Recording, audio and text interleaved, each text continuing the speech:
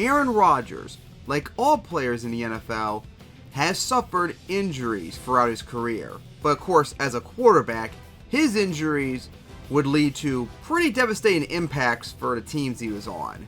And he would effectively miss several games 3 times in his career so far. 2013, 2017, and most recently, 2023.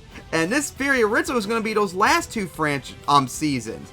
But since it never was done yet, and now this last season happened, I could finally cover that as well. And my first cover of the 2023 season as well. Let's go. Perhaps one of my first for the 2020s. So now, what if he never got injured in those 3 seasons? How would the Packers and the Jets have done with him in those years? We're about to find out. So, what if this happens? What if that happens? What if? An NFL theory.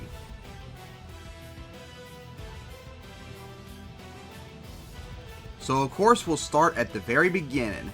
The first injury was in 2013 as the Packers in the middle of the year in week 8 would host the Bears on Monday night.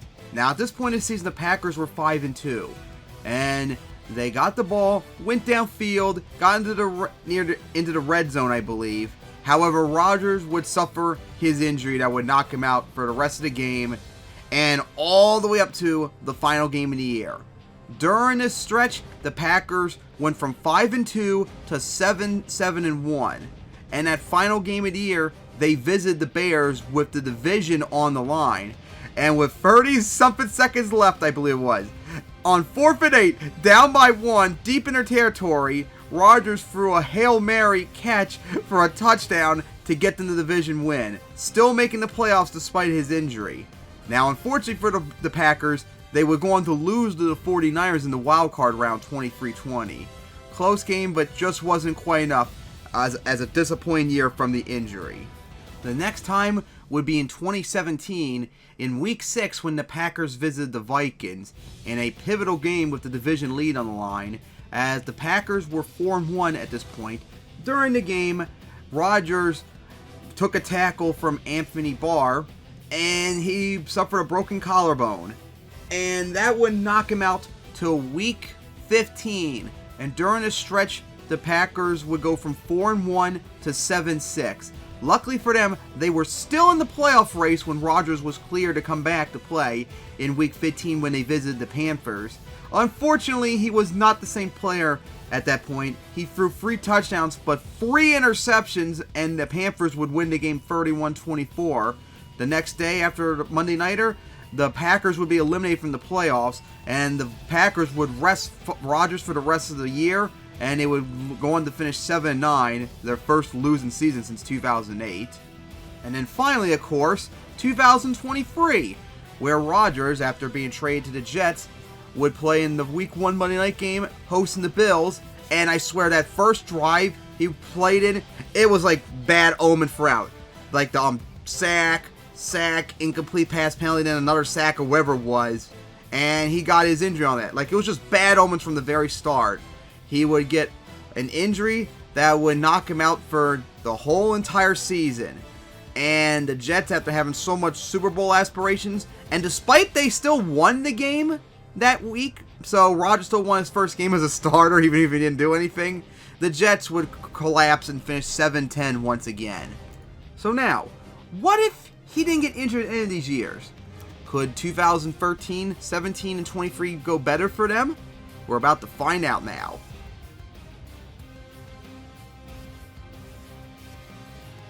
So we get into 2013 to start off with, and without his injuries, the Packers would do a lot better, as they would finish 12-4, and in the updated 2013 division stands, in the NFC, the Packers now move up to the 3rd seed, as they still won the NFC North, as they knocked the Eagles down to the 4th seed, and the AFC side remained the same. Alright, so the Packers would start off in the wild card round as they would host the Saints. And remember, the Saints had that close game against the Eagles, that real-life wild card. The Packers, of course, with Rodgers, would be better, I think, than the Eagles. So I think the Packers would beat them unlike the Eagles did. And then after that, the Packers would have to visit the Panthers. And remember, the Panthers got spanked by the 49ers that year's divisional round. And I think the Packers, at the minimum, are just as good as the 49ers were with Rodgers. So I think the Packers could also do what the 49ers did and beat the Panthers to get to the conference championship for the first time since 2010, where, oh boy, they're going to have a tough match, as they're going to have to visit the Seahawks, the 2013 Seahawks. And remember, in 2014, the Seahawks beat the Packers twice, once in the NFC Championship, and even though the Packers should have beaten the Seahawks in the NFC Championship that year when they choked it away, but Rodgers and the Packers didn't really play good overall in those games. And now they're going to have to visit the 2013 Seahawks, who are much better than the 2014 Seahawks.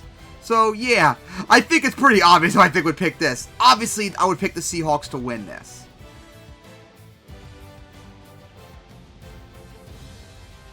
Alright, so now we get to 2017, and the Packers, of course, now with Rodgers being healthy, would also do much better, as they would go 12-4, and more importantly, they would win their 2 games against the Vikings, which would be massive implications in the playoffs. So in the updated playoff bracket, the Packers not only make the playoffs and win the NFC North, they get the bye as their number 2 seed, as the Panthers now win the NFC South as the 3rd seed, the Vikings fall all the way down to the 5th seed, and the Falcons still make the playoffs as the 6th seed.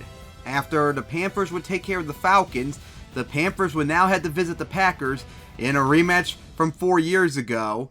I think this would be a close game in a rematch from the week that Rodgers threw his free picks, but I think now the Packers, with a healthy Rodgers and at home, I think they would get revenge and beat the Panthers, which means they are back in the NFC Championship. But once again, they're going to have to face the juggernaut Eagles. And we saw what the Eagles did to the Vikings in the NFC Championship.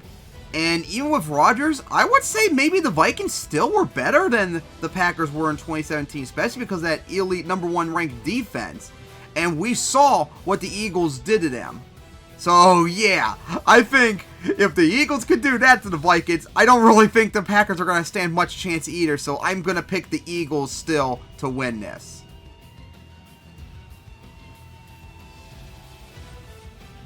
And we get to the final one, and probably the most interesting one, the 2023 season when he became the QB for the Jets.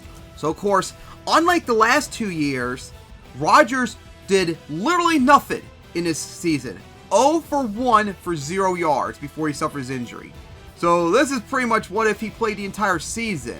So here we go. So how would the Jets do with Rodgers this year? Now, Rodgers, throughout his career, throughout all the touchdowns he's thrown in the games he played, he averaged out 2.12 touchdowns a game, which means he would throw 2 touchdowns with a 12% chance of throwing a 3rd one. So even that out to 17 games, he would throw, on average, predicted 36 touchdowns, which is impressive and a massive turnaround from his 2022 season. But of course, a big problem is the Jets got blown out a lot of those games in 2023. And of course, they're going to need those free touchdowns a lot of times. And there's only a 12% chance. And when I did the calculations, Rodgers would rarely get that 3rd touchdown they needed. So, while the Jets improved, they would go just 10-7, their first win season since 2015, but due to tiebreakers, it would not be enough to make the playoffs. And here's the update stands as nothing changes. The playoff stats are the exact same, so the Super Bowl outcome remains the same. And the only wins the Jets would get in this timeline was their loss against the Patriots in Week 3. That would become a win, and they would beat the Raiders on Sunday night, and then they would beat the Falcons. If they won just one more game that they could have won if Rodgers got his 3rd touchdown, they could have made the playoffs. And depending on the tiebreakers at 11-6, maybe they could have gone all the way up to the 2nd seed. Actually, it would be the 3rd seed at most, since the Chiefs still would have beaten them, but they could have made the playoffs if they just won one more game, and maybe they could have made some noise. But that's not what happened when I did the random generator.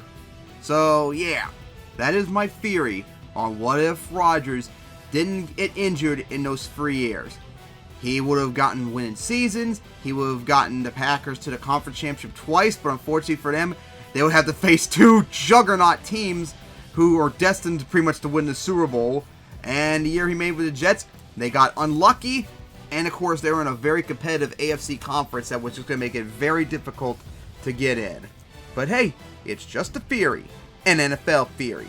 Thanks for watching. Thankfully, I'm glad I waited on this one because I was going to do it sometime soon after I did the last few, but I held on for this for a little bit. And it's a good thing I did because I wouldn't have thought about, hey, maybe add 2023 on here since he got injured. So, yay. Now, of course, I still got my big one coming up very soon, which I hope to get to, but it's still going to take a while, especially since I was sick recently, so I couldn't really make any slides and such, but now that I'm better, I might try and get back to it. And I still might try and get some of the smaller ones done as we wait. But see you all next time for whenever the next theory comes up.